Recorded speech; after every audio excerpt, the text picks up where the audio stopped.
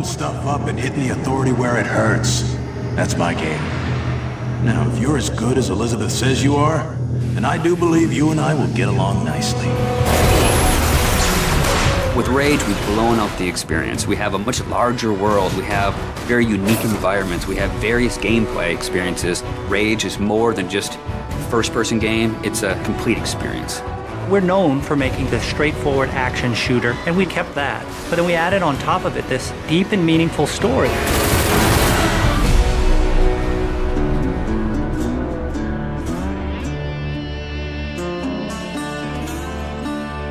So the story of Rage. We had the setting, we knew we wanted to have it on Earth, then we had to decide how we would destroy the planet. And we actually found that there's a real asteroid, which is called Apophis, which will pass by the planet around 2036.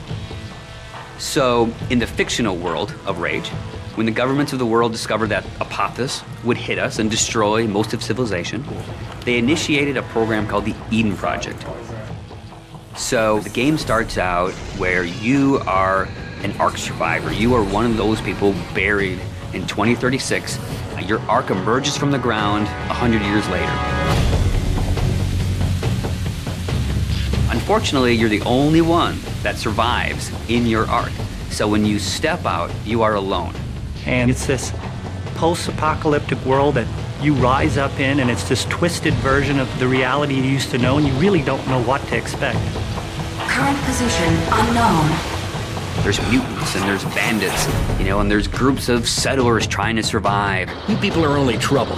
Now be on your way. The world has moved on, and it has its own thing going. We don't give the character a name or a face that's unique to the story. We want the player to jump in and actually add his own identity into that character.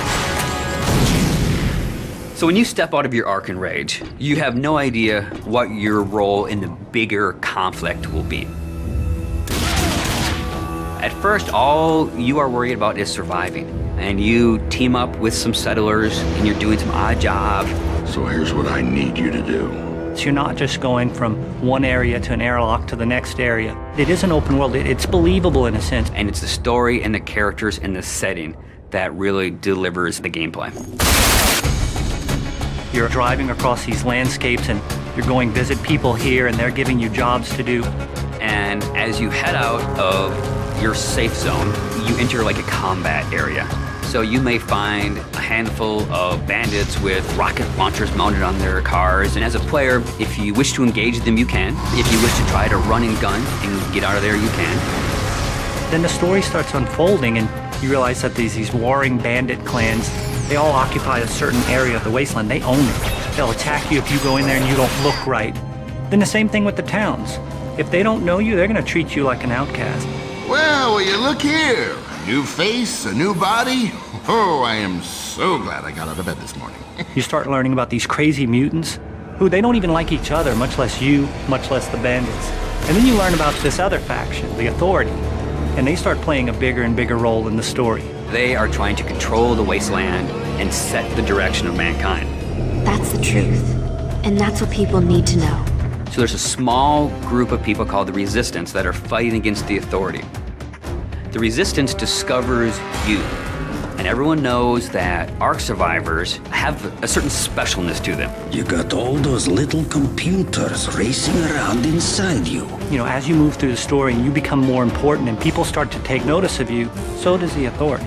As you, the player, get your weapons and start interacting with the characters and start fighting all the bad guys in the world, you understand what your role is in the world. So, you're the new team member. The story in a game really gives meaning to the action. It creates the setting that all the gameplay exists on. And if you have a compelling story, and you have compelling action, and ways to drive the player forward, it just creates a richer experience and a more complete package.